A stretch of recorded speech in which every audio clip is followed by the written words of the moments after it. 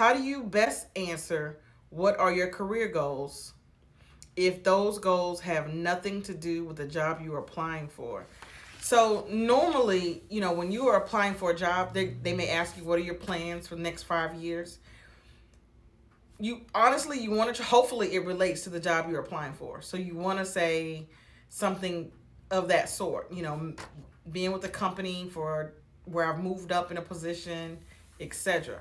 If it's a company that or a position that you're not really interested in, or even a field that you're not usually interested in, and you're just passing through, I mean, you can say that too if you choose to. You can say, I'm looking for a job right now.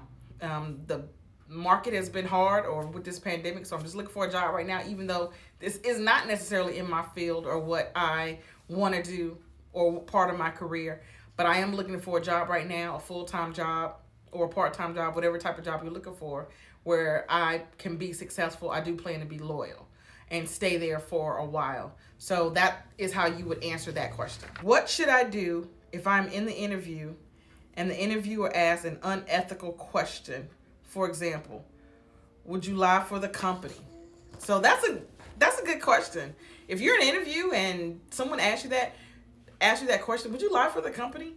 Now, hopefully they're joking, when they ask that. So hopefully no HR representative would actually ask you that question. Hopefully no supervisor would ask you that question, would you lie?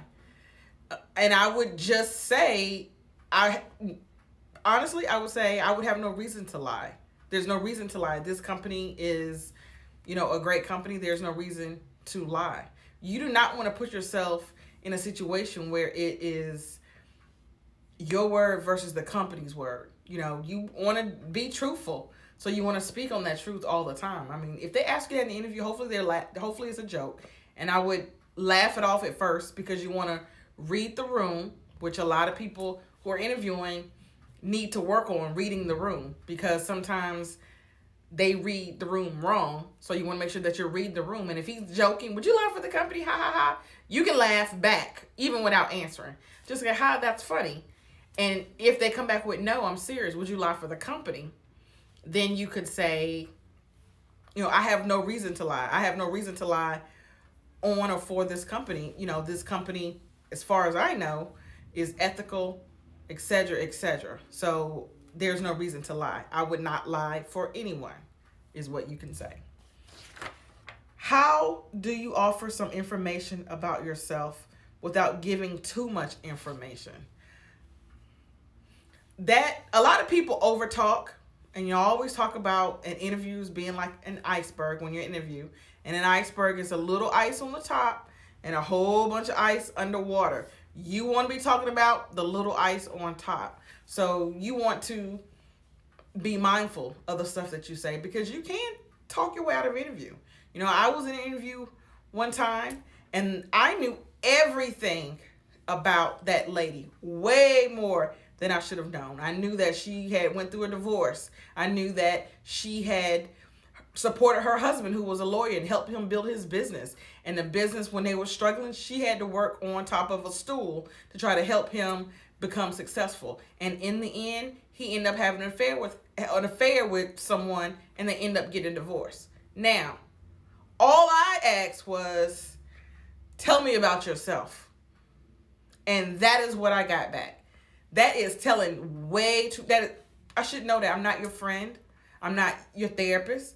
I'm seeing if you're a potential employee for this company, which she didn't get the job. So you want to talk, because you do want to talk. They want to know things about you. You just want to be mindful of the things that you say. I mean, what is it that you want to share? They want to know, most people want to know about, your work ethics. They may want to know some personal information that you can volunteer. I mean, they want to get a feel for you, because you want to know, am I going to relate to this person? So what I tell people is, you give intercom conversation.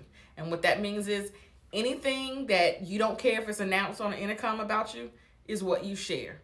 You do not share things that you would tell your friend, or family member.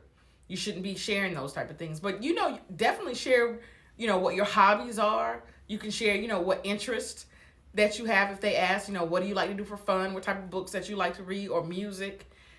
Things like that. Do you like sports? Because they're trying to see, honestly, if you're going to be a good fit. If you like animals.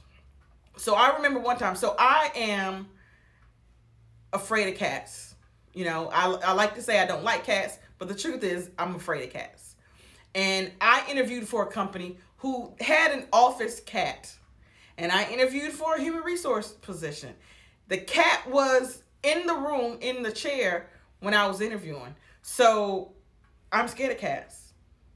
But I wanted to work at this organization, so I had to muster through. Now, the whole time I'm praying, please don't let this cat come over here because, if it's not already showing, it's gonna show. But, thankfully the cat didn't. I did get hired with that company for lack of to make a long story short, the company ended up moving offices right before I started. And the cat did go to the new office, but they would let the cat outside and the cat never came back before I got there. So I didn't let the cat out or anything like that. But, I was afraid. I was afraid of cats. So if the office, who turned out to be a pet friendly, so a lot of people had dogs and, some people had cats. If I didn't like pets, that's the time to be like, well, maybe this is not the company for me because clearly they like animals.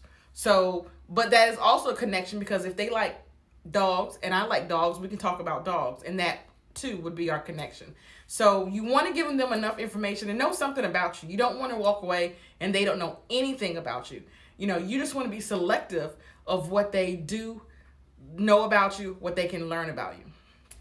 What is the difference between a resume and a CV? A lot of people get that confused. So a resume is a snapshot. It is a moment in time. A resume is an overview. A CV is detailed and long. A CV can be 10 pages long and most people who ask for a CV or people who or like